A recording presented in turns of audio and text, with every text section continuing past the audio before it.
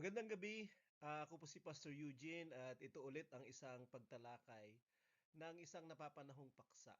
At ito po ay naglalayon na humikayat, magturo, magbigay ng inspirasyon o kaya naman baka pwedeng magbabala. When God speaks, kung ang Diyos ay nagsasalita, recognizing and responding to the voice of God. So yung ating makilala at ating tugunan ang boses ng Panginoon kung ito'y ating naririnig, kung siya ay nagsasalita sa atin. So, um, siya ba ay nagsasalita, ang Diyos? Naririnig ba natin siya? At madalas, ito ay uh, isang tanong na palagi nating naririnig kung paano ba makinig sa tinig ng Panginoon o naririnig ba yung tinig niya hanggang ngayon katulad nung mga nakaraan, nung mga sinaunang panahon. Ang atin pong pagtalakay ay napapanahon, sinabi ko, dahil ito ay merong kinalaman dun sa nangyari dun sa isang artistang babae na ah, si IC Trazona. At kasi parang nagba-viral yung sa social media yung kanyang kwento nung sinabi niya na sinabi ni Lord sa kanya na gawin niya yung isang bagay at ginawa nga niya yon. At tila baga siya ay uh, nababash o kaya naman uh, nagiging tampulan yung kanyang sinabi, yung kanyang tugon o yung kanyang experience na nagsalita sa kanya yung Panginoon at kanyang sinunod. Ito ba ay isang kakatwa, kakaiba, nakakatawa o nakakatuwa, 'di ba, na kwento sa atin? Bilang isang mananampalataya, siguro sa mga hindi mananampalataya, talagang tatawaran nila ito. Subalit sa isang mananampalataya, paano tayo dapat uh, paano tayo dapat tumutugon sa ganitong kwento? 'Di ba? Ito ay ating inaasahan na the Lord is speaking, na the Lord is um, talking to us, at obviously kinakailangan din tayong nakikinig at kinakailangan tayong nag uh, nagre-respond o tumutugon. When God speaks, 'di ba? Kung ang Panginoon o ang Diyos ay nagsasalita, atin bang naririnig siya? Tayo ba ay sensitibo sa kanyang tinig, sa kanyang gabay, sa kanyang direksyon, sa kanyang pamumuno? Nakikilala ba natin ito at tumutugon ba tayo? Kasi yun yung pinakamahalaga. Kasi kahit na alam natin na nangungusap na yung Panginoon sa atin, pero kung hindi naman tayo tumutugon, ay hindi pa rin siya tama. So, uh, ito ay nangyari kay IC Trazona. Hindi ko alam kung ano yung kanyang experience na talagang experience. Pero kung sakali na tayo ay tanungin, tayo ba ay nakakarinig din sa Panginoon? At kung nakakarinig tayo, sumusunod ba tayo? So, when God speak, at kung nagsasalita yung Panginoon, ang Panginoon ba ay nagsasalita? Nangungusap ba talaga siya? Di ba, ito yung ating mga pag-usapan. How? Why? Di ba, bakit siya nagsasalita? Paano siya nagsasalita? At kung nagsasalita siya ngayon, ano ang kanyang pamamaraan o instrumento? Yan yung ating mga pag-uusapan dito sa temang ito. So when God speak, ang Panginoon ba ay nangusap o nangungusap? Paano ba siya nangungusap? So Psalm 19 verses 1 to 2, the heavens declare the glory of God, and the sky above proclaims his handiwork. Day to day pours out speech, and night to night reveals knowledge. So nandito si King David na kanyang sinasabing ang mga langit, sabi niya, ay nagpapahayag ng kalwalhatian ng Diyos. At ang langit, sabi niya, ay na nasa itaas ay uh, nagsasalita, nagsasabi, 'di ba, ng tungkol sa kanyang ginawa.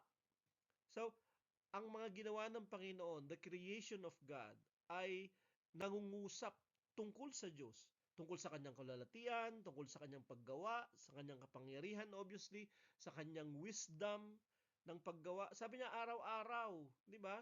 Sabi niya ito ay nangungusap. Ito ay gabi-gabi ito ay naghahayag ng kaunawaan.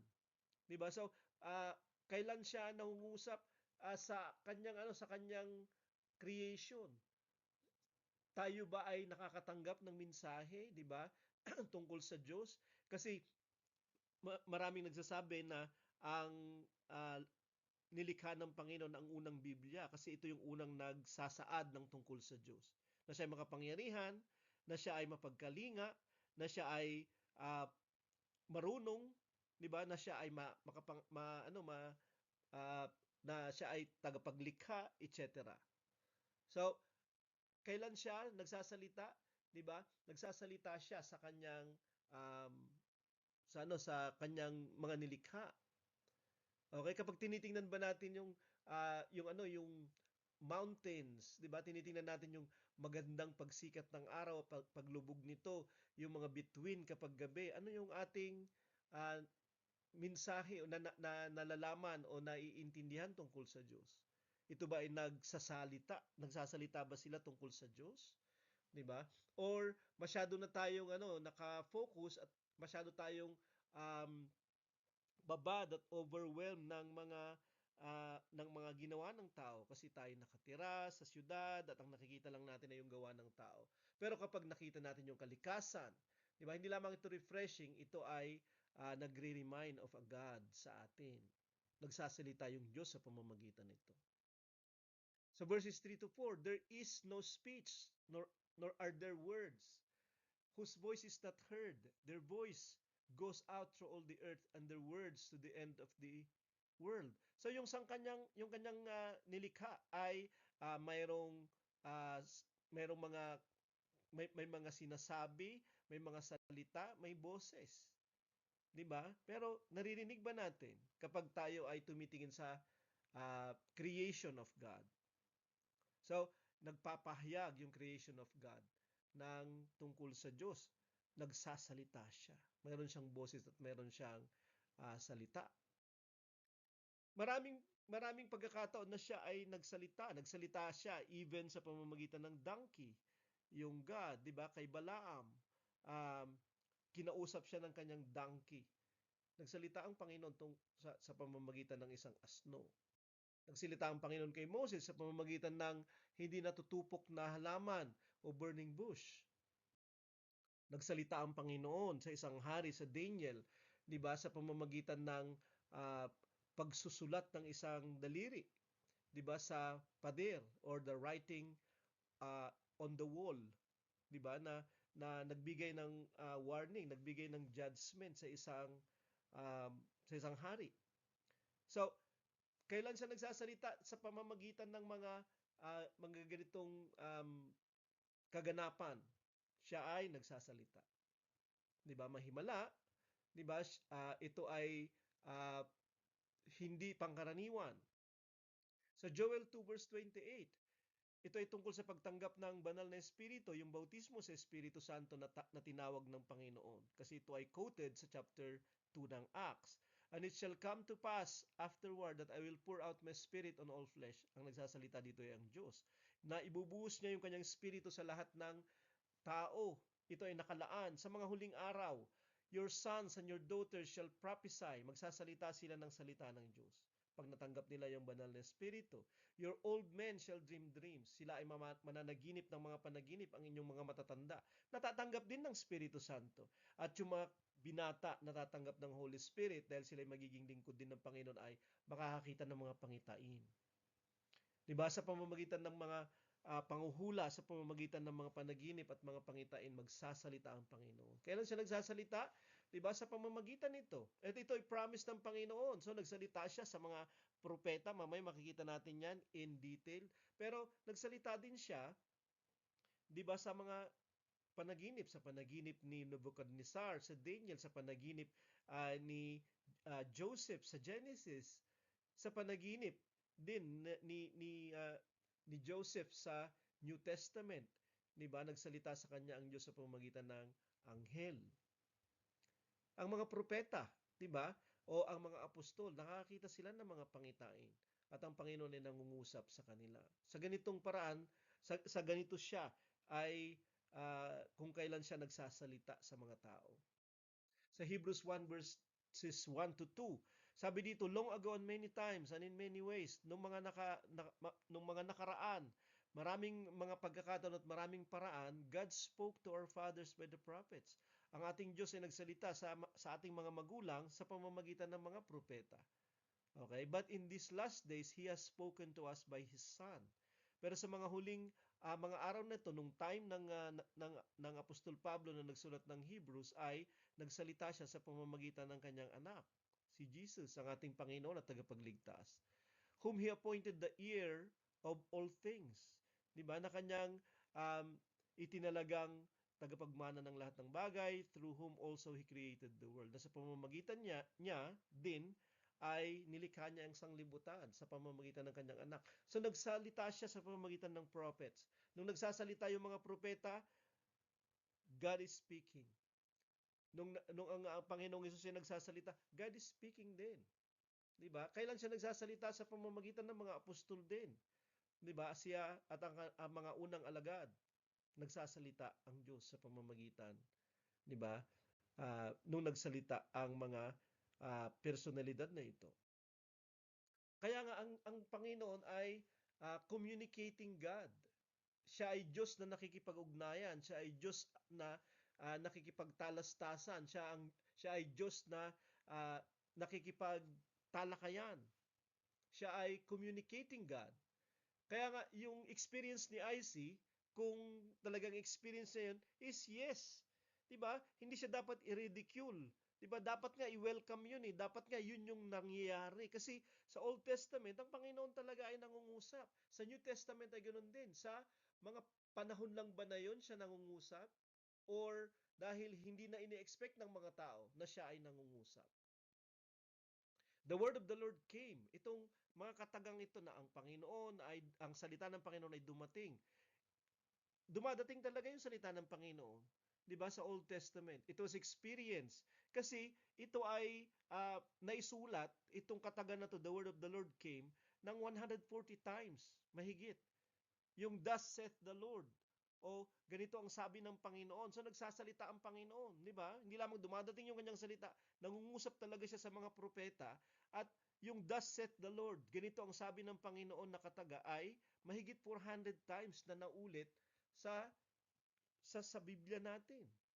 'Di ba? So nangungusap talaga yung Panginoon. Pero hindi lamang sa pamamagitan ng mga nabanggit o kung kailan lang, 'di ba, nangyari ito sa pamamagitan ng uh, mga paraang ito. Kasi kahit sa mga simpleng preaching lang, siya ay mangungusap sa atin. Nangungusap din siya sa preaching. Nangungusap siya kapag tayo ay ini-encourage, kapag tayo ay nakikipag-fellowship sa mga kapatid. Siya ay nangungusap sa atin. Ito yung mga pagkakataong siya ay nangungusap. Kapag tayo ay nananalangin, kapag tayo ay nagpe-praise and worship, ang Panginoon ay asahan nating mangusap sa atin. Kasi sa mga ganitong pagkakataon siya ay nangungusap. Dahil hindi siya nagbabagong Diyos. Noon, ngayon at magpakailanman, ay ganun pa rin siya at ang kanyang mga pamamaraan. Why God speak? Bakit nagsasalita ang Panginoon? 'Di ba? Bakit siya nangungusap? Bakit siya nakikipagtalak talakayan sa atin, uh, nakikipag-ugnayan sa atin? Bakit? Genesis 1 verse 26. God said, "Let us make man." Nung siya ay lumikha, 'di ba? Na merong communication sa pagitan ng Ama, Anak at Espiritu Santo. 'Di ba? Bakit siya nagsasalita? Kasi nagsasalita siya ng mga instructions sa atin. Nagtuturo siya sa atin, or siya ay nagsasabi ng kung ano yung kanyang gagawin, ano ang kanyang plano. Kaya nga maganda na siya ay makapag-ugnayan, nakikipag-ugnayan tayo sa kanya. Kasi his plans, 'di ba? Ay ang kanyang mga gagawin sa mga hinaharap, ang kanyang mga nilalayon ay sasabihin niya sa atin when he speaks. Sa Genesis 2 verse 16 to 17, the Lord God commanded. Kung naguutos siya, siya ay magsasalita at mangungusap, makikipag-ugnayan siya sa atin. 'Di ba? Kasi sa ganito, ito yung mga dahilan kung bakit siya nangungusap, 'di ba noon? At hanggang ngayon ay ganun pa rin. 'Di ba? So, sinabihan niya si IC na na iwanan niya yung kanyang profession at ginawa niya 'yon. 'Di ba? Inutusan siya ng Panginoon. Nangyayari ba 'yon? Oo, nangyari na 'yon. Kahit dito, nangungusap yung Panginoon dito kay Adan. At inuutusan siya ng Panginoon dito. Sa 1 Samuel 3 verses 4 to 5, ito yung pagkatawag ng propetang Samuel, 'di ba? Na naging propeta nung time ni David. Siya ay anak ni Hannah at si Samuel ay itinalaga na manatili at maglingkod sa tabernakulo ng Panginoon. Na noon ang nandoon na sacerdote ay si Eli o si Eli, 'di ba? Pero si Eli ay papalitan na ni Samuel. Pero bata pa dito si Samuel, pero itinalaga na siya ng kanyang nanay doon para maglingkod. At isang gabi ay dumating na yung pagkatawag sa kanya. Paano siya naging sacerdote? Kasi yung Panginoon ay nangusap sa kanya. Kasi God is a communicating God. Then the Lord called Samuel. Tinawag siya ng Panginoon isang gabi. At sabi niya, nandito ako. Pero hindi niya kilala na yung God pala yung nakikipag-usap sa kanya. Um, sabi niya, tumakbo siya kay Eli at sabi niya, nandito ako. Tinawag mo ba ako? Sabi ni Eli, hindi kita tinawag. Mahiga ka ulit. So, nahiga ulit siya kasi gabi na. Pero ang Panginoon pala yung tumatawag sa kanya. 'Di ba? Pero bakit siya pumunta kay Eli o kay Eli? Kasi hindi pa siya sanay, hindi pa siya familiar. Sa verse 7, now Samuel did not yet know the Lord. Kasi tumawag ulit yung Panginoon, pero hindi naman niya kilala yung Panginoon o yung mga paraan ng Panginoon na siya pala ay communicating God. And the word of the Lord had not yet been revealed to him. At hindi pa nahayag yung salita ng Panginoon kay Samuel. So hindi niya alam na ang Panginoon ay nangungusap kasi hindi pa niya ito nararanasan na ang Panginoon ay nakikipag-ugnayan o nangungusap, nakikipag-usap sa kanya. At tayo din ay ganoon. Pwedeng matagal na tayong nananampalataya. Even if tayo ay tumanggap na rin ng Holy Spirit, nabautismuhan na tayo, pero hindi tayo sanay, hindi tayo pamilyar sa salita ng Panginoon, sa pagdating ng salita ng Panginoon. Kasi hindi pa natin siya nakikilala ng lubusan. Siya pala ay nakikipag-ugnayan na personal. Kaya nga pwede natin sabihin, Jesus is my personal Savior. God is my personal God. Kasi bakit? Meron tayong personal na ugnayan. Nakikipag-ugnayan siya. At tayo nakikipag-ugnayan sa Kanya. At tayo ay dapat mapamiliarize, masanay tayo sa ganitong uri ng relationship with God. Hindi lamang tayo ay nananampalataya, yun lang. Hindi, tayo ay nakikipag-ugnayan. At siya ay nakikipag-ugnayan. Tayo din ay nangungusap at siya din ay nangungusap sa Kanya. We don't just pray to Him, we listen. We don't just talk to Him, we listen because He will be speaking after us. So, dito si Samuel, hindi pa niya alam. Di ba? Hindi pa siya sanay. Hindi pa siya bihasa sa leading ng Panginoon, sa pangungusap ng Panginoon. Sa verse 8, and the Lord called Samuel again. Tinawag siya ulit ng Panginoon the third time. And he arose and went to Eli and said, here I am, for you called me. Then Eli perceived that the Lord was calling the boy. So sa pangatlo pa lang na pagkakataon, di ba, na nalaman ni Eli na ito yung Panginoon, tinatawag siya ng Diyos.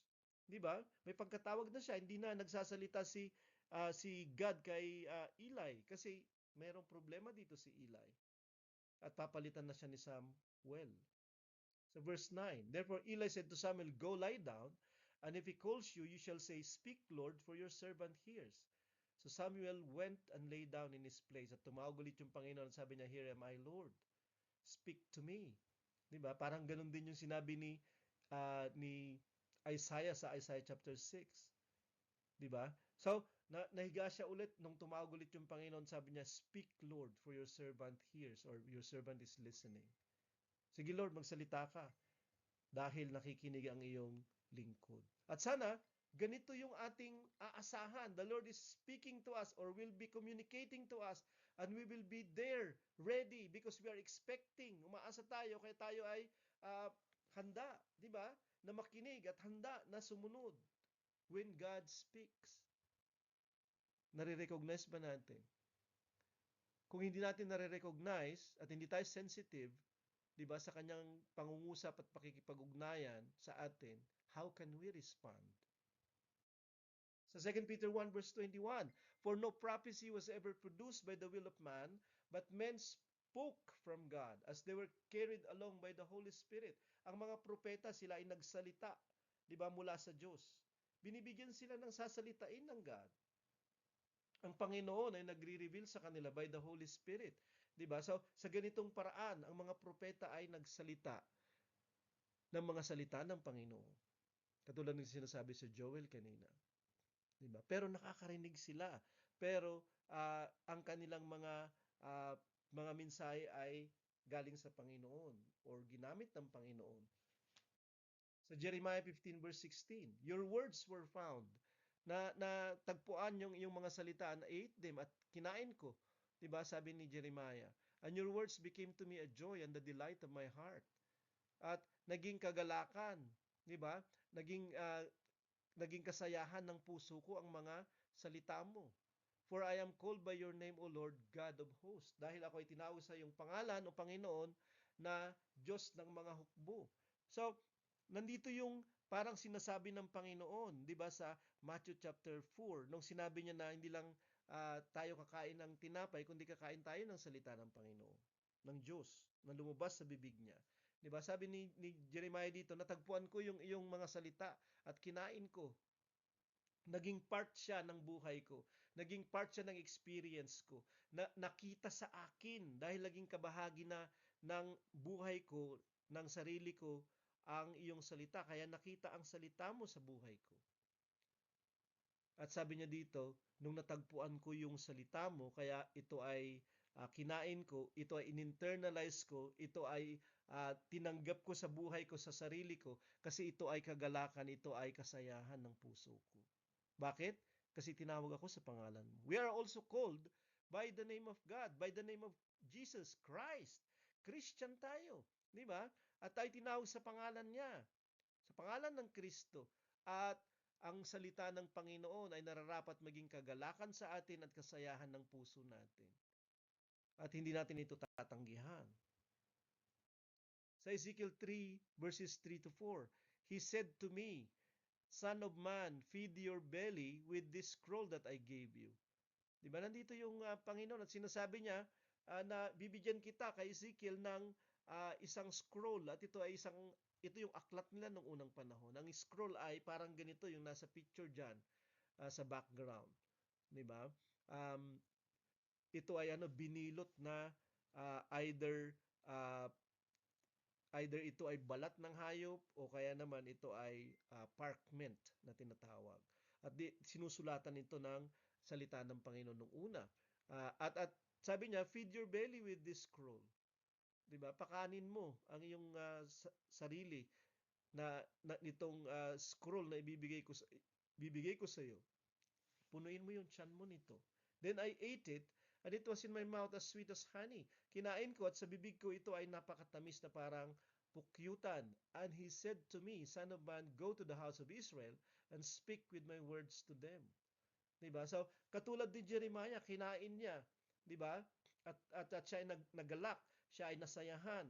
Pero, kaya nga ito ay parang sweet as honey. Diba? Kasi ito may kagalakan, may kasayahan, may blessing sa pag-intindi ng salita, sa pag-internalize ng salita. Pero uh, meron ding responsibility. Diba? Hindi lamang natin nare-recognize na ito ay good sa atin, kundi dapat tayo din ay merong responsibility to respond. So hindi lamang ito para sa atin, diba? Para sa iba. Katulad ni Ezekiel, speak the words or my words to them. Diba? Eventually, that's the respond, to speak it. Hindi lamang the Lord is speaking to us, but when we hear the word of God, we have to speak to others the word of God as well. Sa Revelation 10 verse 10 to 11, ganun din yung naging karanasan ni John. Sabi niya dito, and I took the little scroll from the hand of the angel and ate it. Mula sa kamay ng anghel, kinuha ko yung maliit na scroll. It was sweet as honey in my mouth. Katulad ng nangyari kay Ezekiel. Matamis na parang pukyutan. But when I had eaten it, my stomach was made bitter. Pero nung nakain ko na, di ba, naging mapait sa aking tiyan. And I was told, you must again prophesy about many peoples and nations and languages and kings. At mangaral ka ulit, di ba? Manghula ka ulit sa maraming mga tao, mga bansa, mga lingwahe at mga hari. Pero bakit sa kanyang experience ay hindi lamang matamis na parang pukyutan, kundi mapait? 'Di ba? Kasi minsan hindi lamang nakaka-realize tayo ng blessing sa ating pangangaral, sa ating pagbabasa, sa ating pakikinig ng salita, 'di ba? Subalit kapag ating sinasabi na ito ay nagdadala ng persecution sa atin. Kaya may bitter experiences tayo. Lalo na kapag nag-stand up tayo, ibabash nila tayo. 'Di ba?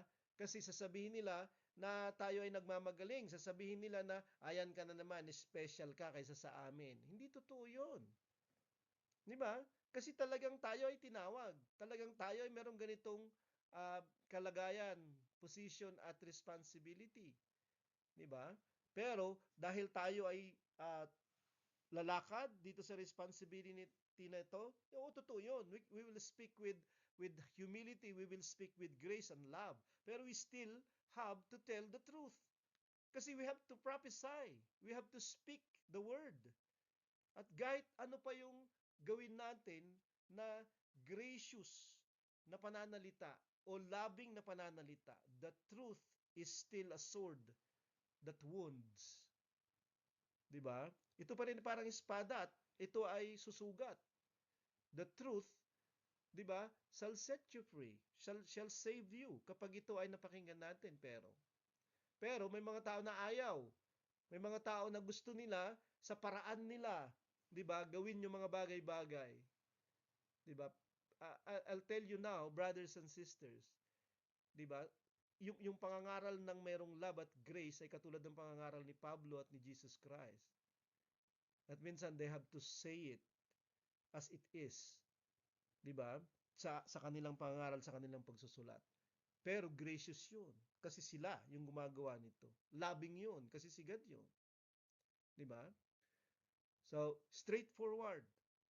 Sabihin natin yung sinasabi ng scriptures.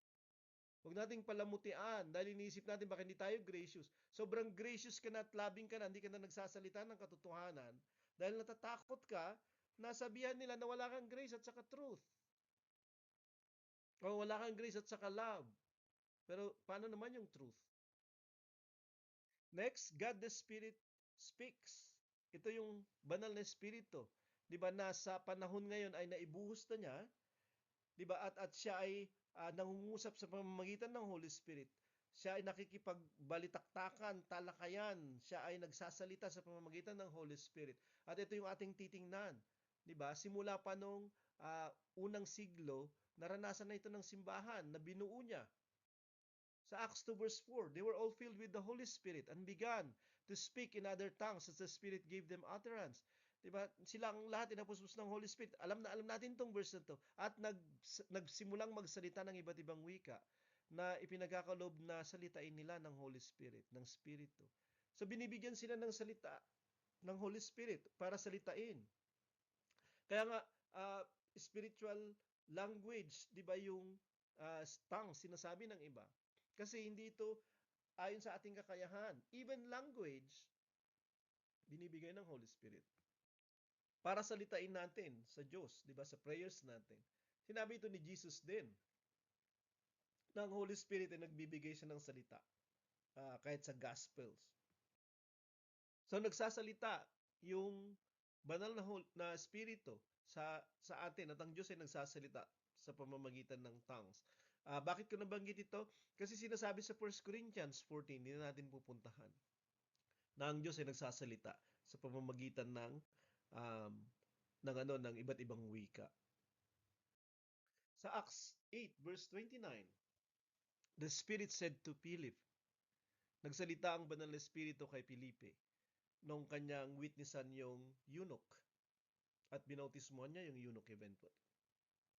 Pero siya ay sensitibo sa pagsasalita ng Holy Spirit. Kasi hindi natin nakikita yung Holy Spirit. Sabi sa John 3 verse 8, Para siyang hangin. Pero siya ay nagsasalita at nangungusap. Siguro hindi katulad ng ngalangal ako o bibig ko na naririnig natin, audible yung boses, pero nangungusap siya kay Felipe. Bakit natin pinag-uusapan yung banal na espiritu dito? Kasi ito yung magiging experience natin when God speaks to us. Literally, 'di ba? At personally. Katulad ni Felipe, 'di ba? Ang banal na espiritu ay pwedeng mangusap sa atin. Are we ready? 'Di ba? Tayo ba ay makaka-recognize? Tayo ba ay magre-respond? Are we ready? Can we recognize? Will we respond? It seems na expecting si Felipe kasi siya ay uh, sensitive sa leading ng Holy Spirit. Di ba? Kasi isa siya sa tinawag na puspos ng banal na espiritu. Di ba? Bago yung chapter 8. Yung 7, di ba? I think sa chapter 6 yun ng Acts na puspos ng Holy Spirit si Felipe. So siya ay sensitive sa leading ng Holy Spirit. Sensitive when the Holy Spirit speaks. Sa 10 verse 19, and while Peter was pondering the vision, di ba, nagbigay ng pangitain ng Diyos kay Peter bago niya puntahan si Cornelio dito. Sabi dito, the Spirit said to him, nagsalita ang banal na Espiritu sa kanya, behold, 3 men are looking for you. Nagsasalita siya ng mga words of men. Hindi lamang speaking in tongues, yung maririnig natin na gawain ng Holy Spirit, kundi siya din ay nagsasalita talaga ng words na naiintindihan natin. The Spirit said to him. May mga tao na sinasabi nila palagi na nakarinig ako sa Panginoon, the Lord told me. Palagi. Ito ay hindi palagi, di ba, na experience. Kasi mababasa natin dito sa Book of Acts na nangyari kay Peter, nangyari kay Felipe, pero hindi siya yung araw-araw na nangungusap yung Panginoon. Kasi um, may will yung banal na Holy na Spirit, di ba? Kung siya ay mangungusap o hindi. Okay, pero nangungusap siya, by the way. Sa chapter 11 verse 12, the Spirit told me, sabi ni Peter, to go with them. 'Di ba? Nung may kumatok sa kanyang pintuan, sinabing taga dito ba si Simon, 'di ba? At sumama ka sa amin. Sumama siya. Kasi sinabihan na siya ng Panginoon sa vision. Pero dito, kino-confirm ng banal na espiritu sa kanya, 'di ba, na sumama siya sa mga taong ito.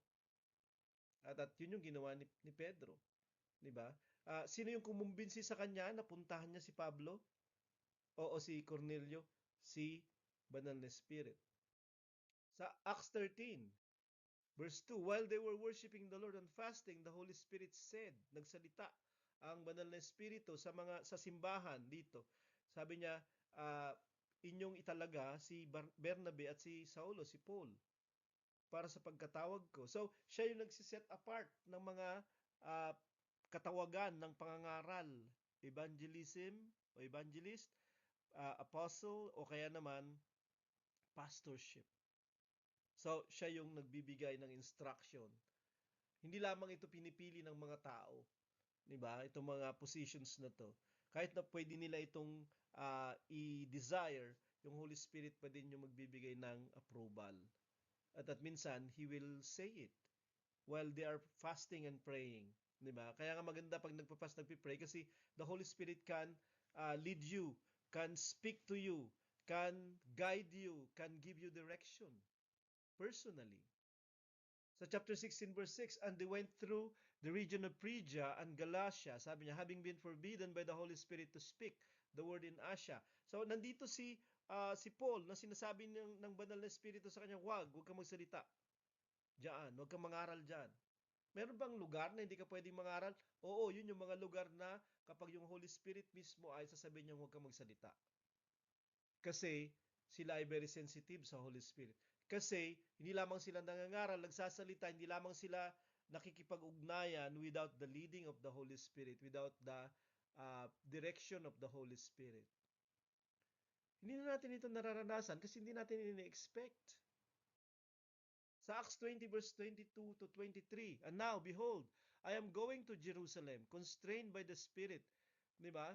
Ang Holy Spirit yung sa akin, nagdidirect. Not knowing what will happen to me there, Hindi ko alam kung ano mangyayari sa akin doon sa Jerusalem, sabi ni Paul, except the Holy Spirit testifies. Pero ang banal na Espiritu ay nagpapatutuo sa akin, nagpapatuloy na nagsasalita sa akin in every city that imprisonment and afflictions await me. Hindi ko alam kung ano mangyayari sa akin sa Jerusalem, pero dahil sa direksyon ng Holy Spirit ako ay susunod, hindi ko alam kung anong mangyayari sa akin, pero yung banal na Espiritu ay nagpapatutuo sa akin na sa bawat bayan na puntahan ko, ako ay makukulong. Sa bawat bayan na pupuntahan ko, ako ay masasaktan. Naghihintay yung mga yan ganun sa akin. Pero pumunta pa rin siya. Why? Kasi yung banal na Espiritu ay nagsasabi sa kanya, giving him direction. So hindi ka lang dadalhin ng banal na Espiritu sa, o yung God, di ba, sa isang mabuti na bagay. Hindi ka lang niya tatawagin sa mabuti. Hindi ka lang niya bibigyan ng katawagan. Sasabihin din niya sa'yo, dito ka pumunta at kahit na may kulong, kahit na mayroong mahirap, kahit na mayroong bashing, kahit na mayroong opposition, di ba? Sasabihin niya sa'yo, hindi niya, yung leading niya ay hindi puro picnic at blessing lang.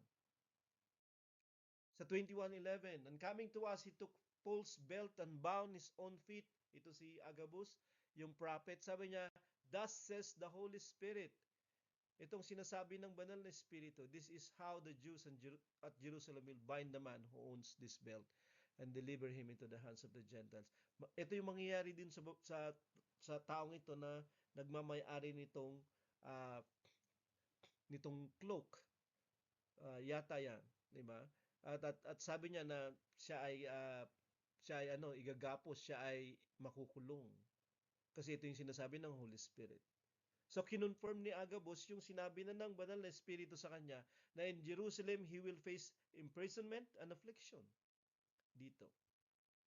Kino-confirm ng Holy Spirit sa ibang tao. So alam mo na yun yung pakikipag-usap ng Panginoon sa iyo. Sa Romans 8 verse 16, the Spirit himself bears witness with our spirit that we are the children of God. Nagpapatutuo, nagpapatuloy na nagwi-witness ang banal na Espiritu sa atin pagkatapos ating tanggapin. Na-witnessan na tayo, nabautismo na tayo, nakatanggap na tayo ng Holy Spirit, pero nagpapatuloy tayong wini-witnessan ng banal na Espiritu kasi minsan nakakalimutan nating we are children of God. Na dapat hindi natin ginagawa to, hindi tayo nagsasalita sa ganyang paraan, hindi tayo nagiging ganito sa pakikipag-deal natin. O kaya naman, dapat ganito tayo, dapat ganito yung pagsasalita natin, dapat ganito yung pag-uugali natin because we are the children of God. Kasi tayo mga anak ng Diyos. Meron na tayong pagkakaiba sa dating kalagayan natin. Ipinapaalala, palaging ipinapangaral sa atin, tinuturo sa atin. Palaging nagtitistigo, nagpapatutuo ang banal na Espiritu, nagsasalita siya palagi. God, the Holy Spirit, ay nagpapatutuo palagi sa atin. Yun yung dahilan kung bakit hindi tayo pwedeng mawala, hindi tayo pwedeng maligaw ulit kung yung Holy Spirit ang ating sinusunod. Hebrews 3 verses 7 to 8. Therefore, as the Holy Spirit says, kaya katulad ng sinabi ng banal na Espiritu, ngayong araw na ito, if you hear His voice, kapag narinig mo yung tinig niya, so the Spirit voice can be heard. Do not harden your hearts as in the day of rebellion, on the day of testing in the wilderness. Huwag niyong gayahin yung mga tao nung sa ilang nung time ni Moses, 'di ba, na sila ay nagrebelde sa Panginoon at kanilang sinubukan yung Panginoon, tinukso nila yung Diyos. Okay? Sabi, ito yung warning ng banal na Espiritu. Today, so araw-araw, 'di ba, ang Panginoong banal na Espiritu ay pwedeng nangungusap sa atin ng instructions, 'di ba? At iba pa. How God speak? Paano nagsasalita yung Diyos, 'di ba? Paano? Kanina when, 'di ba? Why? How? Ordinary. O totoo 'yon, 'di ba? Ang Panginoon ay nagsalita sa pamamagitan ni Moses, burning bush, 'di ba, kay Balaam sa pamamagitan ng donkey, etc. Pero hindi palaging ganoon. So don't expect too much. Okay? Pero expect God speaking to you through ordinary means. 'Di ba? So siguro alam niyo yung joke tungkol dun sa isang baha na nangyari, tapos mayroong isang matanda o lalaki na stranded sa baha, 'di ba? And the joke goes like this. So stranded siya, 'di ba? Hanggang baywang pa lang, Nag-pray siya sa God, 'di ba, na iligtas siya dito sa baha na 'to, 'di ba, may dumating na mataas na sasakyan, yung mataas yung kanyang four wheel, 'di ba, na mataas yung kanyang sasakyan at tinatawag na siya pero hindi siya pumunta. Nag-pray pa rin siya sa God, na iligtas siya, 'di ba? At dumating yung isang motorboat nung hanggang lieg na, 'di ba? So, hindi pa rin siya pumunta kasi he is expecting God's answer na ang Diyos ay makikipag-usap, na ang Diyos ay magbibigay ng sagot. So nagpray pa din siya uh, nung lagpas tao na, nagpi-pray pa din siya, kumakapit lang siya doon sa isang sa isang poste, parang ganon, 'di ba? Tapos dumating yung helicopter at gusto siyang iligtas, i-rescue, pero hindi siya pumayag. Kasi bakit? Kinakausap niya yung God at ang God ang hinihintay niyang sumagot. So sa madalit sabi, siya ay namatay at sa joke ay humarap siya sa Panginoon at may reklamo siya sa Diyos. Diba? Inasahan kita, pinaniwalaan kita at umasa ako sa iyo, nasasagot ka sa akin, pero bakit hindi ka sumagot? Sabi ng Panginoon sa kanya, ang sagot ko ay yung sasakyan na dumating, yung motorboat na dumating, at yung helicopter na dumating. Pero ayaw mo. Kasi iba yung kanyang ine-expect. Expect God through the ordinary means. 'Di ba? Peaceful yung Panginoon. Okay, malumanay yung kanyang pangungusap sa atin. Hindi siya audible na parang naririnig natin pero impression siya sa loob. Yun yung sinasabi ng madami. 'Di ba? Ganun din yung ating experience. Kakaroon tayo ng peace tungkol sa ating hinihingi, tungkol sa ating kalagayan. Truthful. Hindi siya sasalungat sa kanyang salita, yung kanyang pangungusap sa atin. Pag siya ay sumagot, 'di ba? Ang sagot niya ay umaayon sa kanyang salita. Hindi pwedeng hindi ayon sa kanyang salita. Convicting, nagbibigay ng conviction, 'di ba? Hindi siya palaging nag-a-accuse. Bibihira yung Panginoon na dumadating siya na judging, kundi convicting. Iba yung accusation, kasi ang accusation ay sinasabi lang niya sa iyo na ikaw ay mali. Pero yung conviction, sinasabi niya sa iyo na meron kang mali pero dapat meron kang gawin at ito yung paraan ng paggawa nito. At ikaw ay magkakaroon ng uh, hindi lamang hindi judgment, kundi magkakaroon ka ng salvation kung sakali, redemption kung sakali. Encouraging, 'di ba? Ito yung pangungusap ng Panginoon sa atin, nag-i-encourage siya. Lumalakas yung loob natin, 'di ba? Kapag yung Panginoon ang nagli-lead, kapag yung Panginoon ay nag-i-impress ng thoughts, ng realization sa atin. Warning, nagbibigay din siya ng warning, 'di ba? Huwag mong gawin 'to. Okay naman, itigil mo na 'yan. Pero minsan mas marunong tayo kasi meron tayong gustong patunayan, kasi meron tayong gustong mangyari, kasi sumusobra na sila, etc., etc. Can be confirmed. Diba? Pwedeng konfirmahin ng iba na matured believers. Kaya kapag sa palagay mo mayroon kang impression from the Lord, hindi siya naririnig ng tenga, pero baka from time to time, di ba? Pero itatanong mo para may confirmation. It's either, Lord, bigyan mo pa ako ng iba pang sign na this is you talking to me, or pwede kang makipag-usap sa mga mature believers, di ba? Parang si Agabus, di ba? Kinonfirm ng banal na espiritu through Agabus yung mangyayari kay Paul. Can be confirmed yung pangungusap ng Panginoon sa atin when He speaks to us. Hearing God is a skill developed through relationship and practice. Kasi meron tayong malapit na relationship. Pero kapag malayo tayo dahil hindi tayo sumusunod sa Kanya, hindi natin siya naririnig palagi. Kaya paano natin maririnig yung leading niya? Paano natin maririnig yung kanyang guidance, yung kanyang direction o yung kanyang pangungusap kung yung relationship natin ay hindi maayos kasi hindi tayo sumusunod sa Kanya, hindi natin pina-practice yung Christianity natin. Cultivate a listening heart. Ibig sabihin, palagi kang makinig. Hindi lamang sa pamamagitan ng tenga, kundi makinig ka sa pamamagitan ng puso mo. Okay? Kasi the Lord speaks to our heart. Sinasabi nila yung puso daw ay masama. Pero kapag saved ka na, dapat yung heart mo hindi na katulad ng masamang puso. Dapat binago na ng Panginoon yung puso natin. So cultivate a listening heart. Diba? Kasi that's where the Lord resides. Test what you hear, pero. Kaya nga i-test mo by asking yung mga mature believers. Punta ka sa pastor, tanong mo, meron akong ganito na leading, ano sa palagay mo? Diba? Let's pray together, mag-fast ka. Test what you hear. Not every voice is God's. Diba? So, para maingatan natin kung sakali. Baka kasi kahit na pag inom mo lang ng tubig, maghihintay ka na ng salita ng Panginoon. 1 Thessalonians 5 verse 17, and I like this verse, pray without ceasing. Bakit sinasabi niyang always pray? Kasi He will always communicate.